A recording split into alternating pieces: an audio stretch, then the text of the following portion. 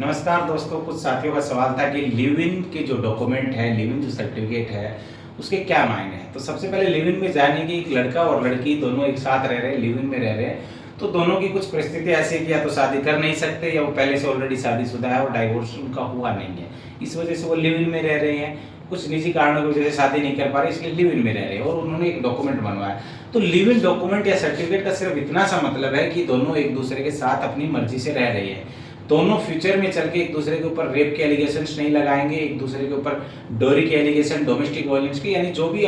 कानूनी कार्रवाई है, जो भी कानूनी केस है, एक दूसरे के ऊपर नहीं करेंगे, क्योंकि दोनों आपसी सहमति से एक दूसरे के साथ रह रहे हैं। अब कुछ सवाल ये आता है कि लिव इन के डॉक्यूमेंट उसके बाद वो अलग रहने लग गए तो वो क्या कैंसिल हो गए।